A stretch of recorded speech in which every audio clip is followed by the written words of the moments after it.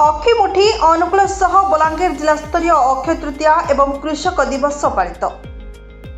जिले में 2.32 चाषी को मिला सीएम किसान सहायता राशि।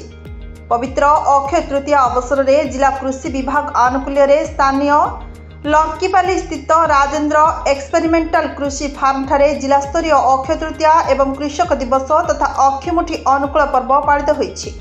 ଏହି କାର୍ଯ୍ୟକ୍ରମରେ ବଲାଙ୍ଗୀର ଅତିରିକ୍ତ ଜିଲ୍ଲାପାଳ ଡକ୍ଟର ବିଜୟାନନ୍ଦ ସେଠୀ ପୌରାହିତ୍ୟ କରି ଭୂମି ପୂଜନ ଓ ପାରମ୍ପରିକ ପୂଜାର୍ଚ୍ଚନା ପରେ କ୍ଷତରେ ଅଖିମୁଠି ଅନୁକୂଳ କରିଥିଲେ। ଜିଲ୍ଲାସ୍ତରୀୟ ଅକ୍ଷୟ ତୃତୀୟା ଏବଂ କୃଷକ ଦିବସ ପାଳନ ଉପଲକ୍ଷେ ଅନୁଷ୍ଠିତ ସଭାରେ ରାଜ୍ୟସ୍ତରୀୟ କାର୍ଯ୍ୟକ୍ରମ ଆଭାସୀ ମାଧ୍ୟମରେ ପ୍ରଦର୍ଶିତ ହୋଇଥିଲା। ଅତିରିକ୍ତ ଜିଲ୍ଲାପାଳ ଚାଷୀମାନଙ୍କୁ କୃଷକ ଦିବସରେ ଅଭିନନ୍ଦନ ଓ ଶୁଭେଚ୍ଛା ଜଣାଇବା ସହ ଚାଷୀମାନେ ଯେପରି ଆହୁରି ଜାଗ୍ରତ ଓ ଉଦ୍ୟମୀ ହୋଇପାରିବେ सेतिपरि जत्नवान हेबाकू परामर्श देइथिले। आभासी कार्यक्रम में राज्यसभा सांसद श्री निरंजन बिशी उपस्थित थिले। एही कार्यक्रम में अतिरिक्त कृषि अधिकारी श्री प्रमोद कुमार बरदान पंडा, ब्लॉक कृषि अधिकारी सुधाकर नंद, उठा जलसेचन अभियंत्री सचिदानंद दलाई प्रमुख उपस्थित थिले।